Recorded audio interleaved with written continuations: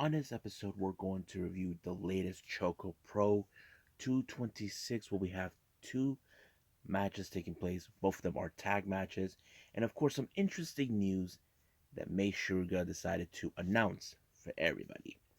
We're even going to review a past event by DEFY Wrestling. As you know, this one features the main event, Jon Moxley versus Tom Filthy Lawlor. And of course, finally, it's been a while since I did one of these. Ganbare Pro with Pocchari Joshi Pro Wrestling 3. Basically, all Yoshi wrestlers, which I'm excited. And of course, we have some news updates regarding a match that's been set for the upcoming GCW event, I Never Liked You.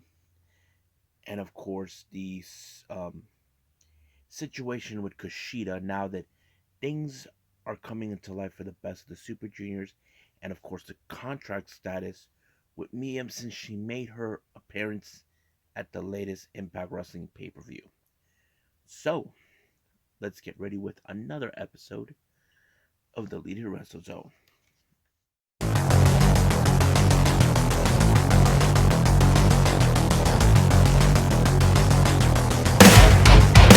Are you ready? Get up, get up! Get up, get up!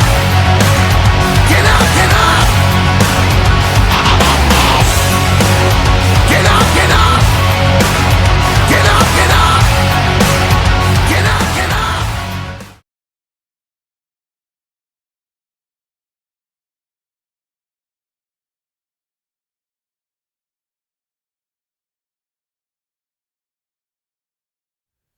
Welcome everybody to the Elite Wrestle Zone. All things that is pro wrestling with AEW, NXT, New Japan Pro Wrestling, Impact Wrestling, the National Wrestling Alliance, various promotions, wrestlers, matches, and championships.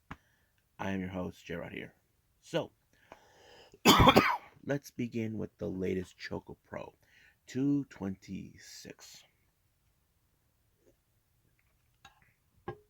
Our first match we have, of course, the Pineapple, the Tropical Girl, Yuna Mizumori teaming up with Sawada Kamen, the resident superhero, taking on Too Much Energy, Chico Shikawa, and of course one half of CDK, also double champion, tag champion for the Asian Dream, and the KOD tag team titles. Now, before the start of the match, if you guys know this or not, Gatoh Move originated in Thailand. Yes, that's where it started. If you guys know the history, Emi Sakura was the founder of Ice Ribbon. She left the promotion on personal reasons and she formed Gatoh Move. And she had this operation started in Thailand. So, since then, they were doing operations down there. However, for quite some time, got to move here. But, of course, there is a reason for this. Masa said he wants to put the Asian Dream tag titles on the line in Asia, mostly starting in Thailand, that where it all began. So that is a good thing. But the real question, will we ever see the matches? Well, we may never know. But back to the match. Sawada was not gonna let that happen.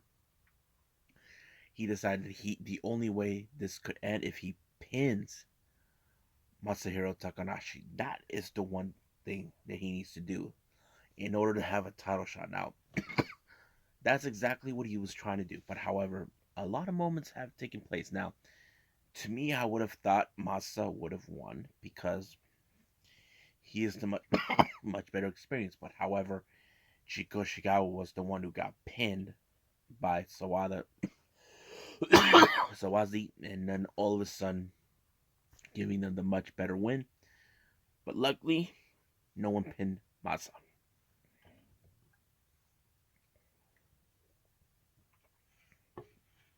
Next up, we got Tokiko Kihara teaming up with Shin Suzuki to take on the Best Bro, Mei Suruga, and Balinaki. Now, I don't know what Mei Suruga is doing. She's like hopping around, hippity hoppy, being all happy because she said that she's going to beat the good persons, and that is, of course, Tokiko and Shin. And she wasn't lying. However, there was a moment where Tokiko used like a bow staff onto Mei Suruga to keep her, tightened by the window. And Palinaki goes, "Oh man, you're terrible." And tried to get in the mix, but however, it was the dolphin flip that sealed the deal for the Best Bros to win. Now for the Jonkin tournament, this one was a very tricky one. Balinaki and Mei Suruga were eliminated right away in the first round. But the one person I did not anticipate was Tokiko, who who won all the way through. So it was good. Now, here's the interesting announcement that Mei Suruga did. As you guys know, she is part of the third generation of wrestlers that were under the wing of Emi Sakura. Now, she's putting out a show called Apple and Friends, or Apple and Crew. Dead silent. Nobody believes in this. Mei Suruga is not a person that is friends with everybody except for her best bro. And Molly was like laughing, like you can't believe they're having a hard time trying to sell this. But this show is going to take place on the 26th of May, and this is for her 4th-year anniversary as a wrestler. This is a good thing, but the real question is who's going to show up? To me, I would assume Aruka, Aruka Umasaki would be there. That's one thought, but hopefully we'll find out more. So right now, let's just move on with DEFY Wrestling.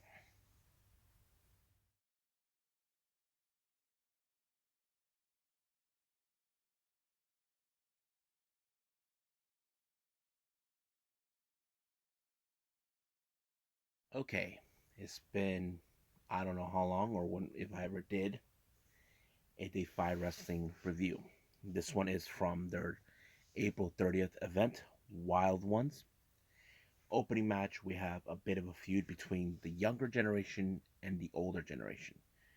The older generation consisted of New Heat, Midnight Heat, Ricky Gibson, and Eddie Pearl teaming with Christopher Daniels. Now, Christopher Daniels is the DEFY champion.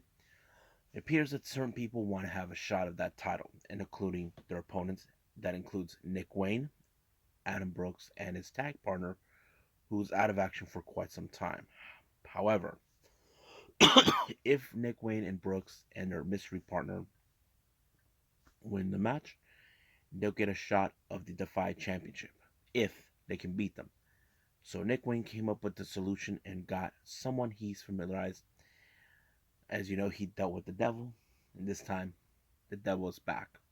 We're talking about Swerve, who is a two-time DEFY champion, and I think it played out pretty well. I think it was a pretty good opener, where of course Daniels is trying to determine that these younger guys don't even earn a shot, but it was Nick Wayne who picked up the victory for his team. So we may see him maybe one day become the DEFY champion. Now, originally this match was supposed to be Big Damo versus Brody King, but he's unable to make it. So his replacement is Kevin Blackwood. Now, this match I wasn't sure too much because I said it was Brody King, but I think this match was pretty awesome. I just was enjoying it. It felt great, different pace. And I thought that Blackwood did a really good job trying to hold on against a guy like Big Damo.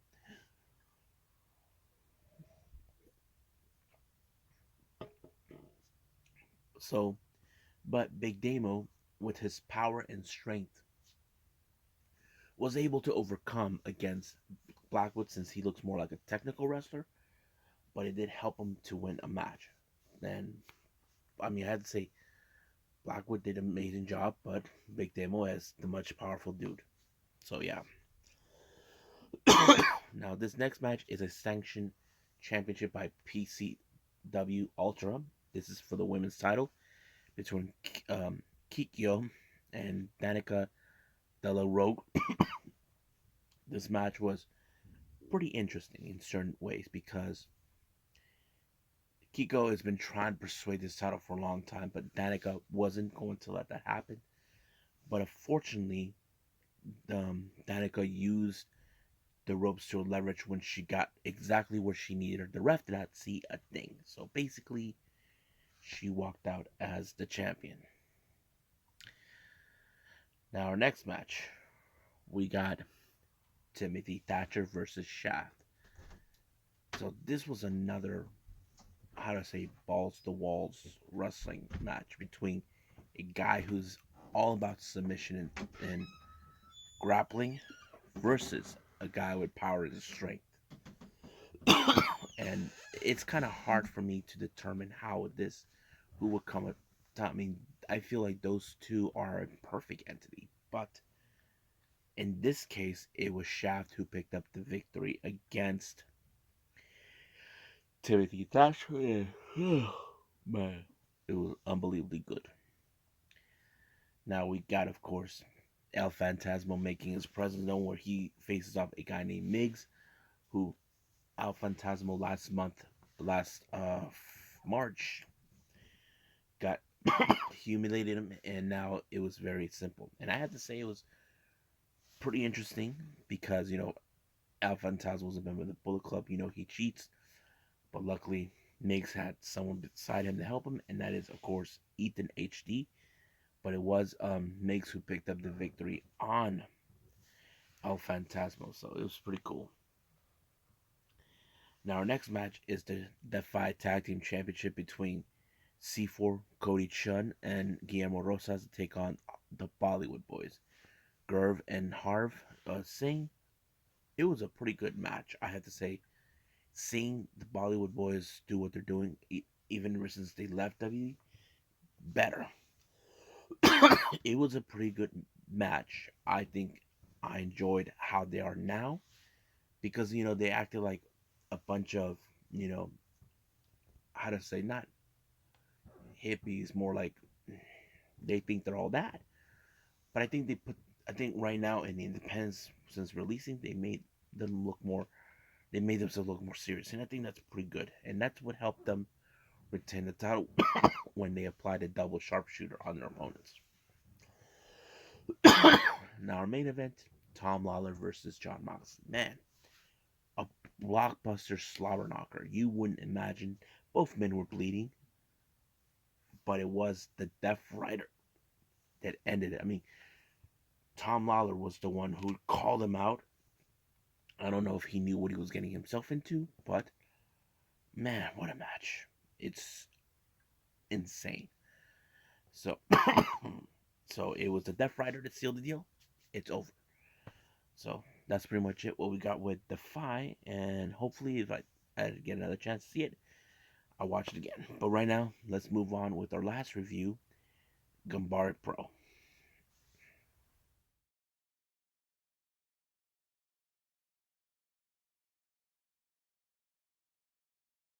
Okay, our last review is Ganbare Pro with Joshi Pro Wrestling 3 Waist Spoofing Side Story. This took place on the 26th of April. Opening matches, we have this guy dressed up in drag named Beauty Suzuki taking on Ice Ribbon star Yappy. Now, if you guys know this or not, if you noticed it, if you haven't, their entire setting is at the Ice Ribbon Dojo, and Yappy is from Ice Ribbon. I thought it was pretty great. I enjoyed it, but in this match, Beauty Suzuki was trying to desperately try to win against Yappy, but Yappy is too much of a powerhouse. But unfortunately, with him, he got power slammed hard by Yappy in order to pick up the victory. But this is not the end of seeing Beauty Suzuki. Our next match, we have Yuri, who's been a regular in Ganbare Pro, taking on freelancer Miyaki Ozaki. The match was going pretty well. It was great. I have to say, Yuri was really stepping up, really learning more. But however, Beauty Suzuki and his sidekick showed up, starting to stir things up while the referee was knocked down. Even Yappy came out to help Miyazaki because it's not cool of Suzuki trying to cause a problem. But originally it stated it ended in a no contest. But however, whatever reason, it was picked up and attacking Yappy with when my Mike Ozaki and Suzuki with Yuri. But Yuri was not doing so much. Beauty Suzuki had his sidekick doing much of the help, but Yuri had enough of him, being cocky and stuff.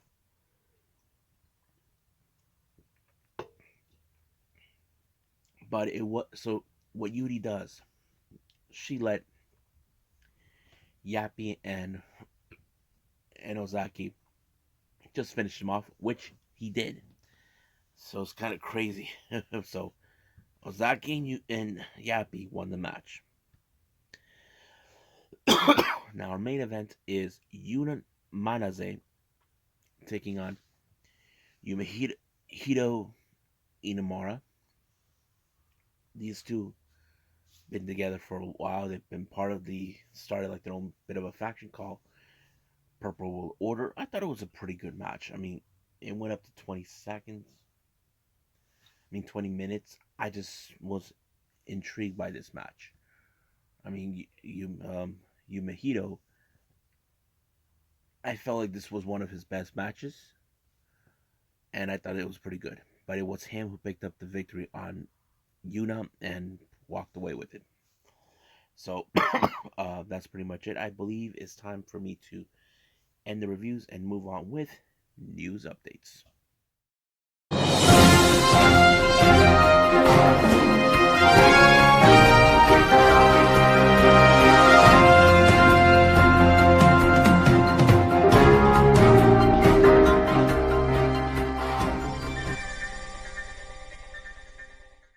Okay, let's get to the news updates.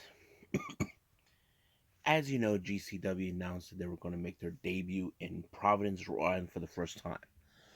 However, I did reveal that they announced that they're going to have Will Ospreay making his appearance, but the real question is who was going to be his opponent. His opponent will be none other than, of course, Nick Wayne. Now, I'm sure we can see a good story between those two. I mean, he could say, I don't give a damn that you're a second generation wrestler. I'm the best wrestler. I think we can see that, but we'll just gotta wait and see. Now, as you all know, the best of the Super Juniors will be on soon.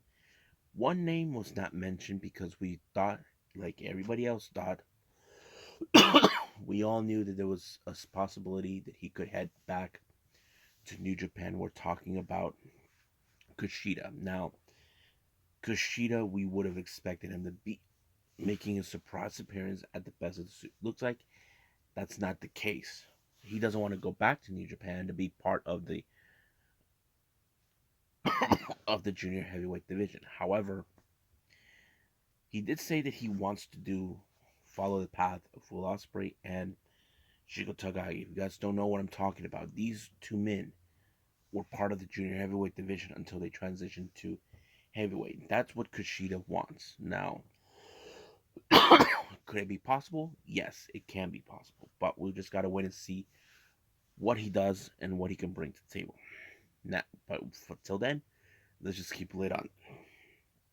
Now, our last update, this one was coming from Fightful Select. Mia Yim Since she made her appearance with Impact Wrestling, people might have thought the same way. She's going to Impact. Well, apparently it turns out she did not sign a long-term deal with the company.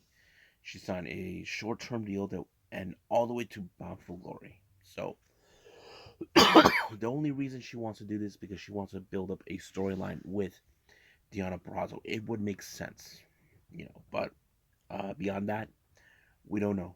But we'll find out more of this, see exactly what her status, because she's very selective of her bookings. But we'll see where they're gonna go with it. But for now, let's just be happy she's there, and let's see what happens down the line in the future for her. So I think that's pretty much it. I believe it's time to call it a day. Well, I hope everybody enjoys this episode. I mean, I wasn't planning on doing the Ganbare Pro and DEFY, but I was glad I did. But right now, for the next episode, we have, of course, Extreme Pro Wrestling with California, Pro Wrestling Noah, and of course for Majestic, and of course we got AW Dark Elevation. So that's pretty much what we got for the next episode. But for now, excuse me, I'll see you guys in the next DWC time, same DWC channel. I must bid all of you adieu. So goodbye.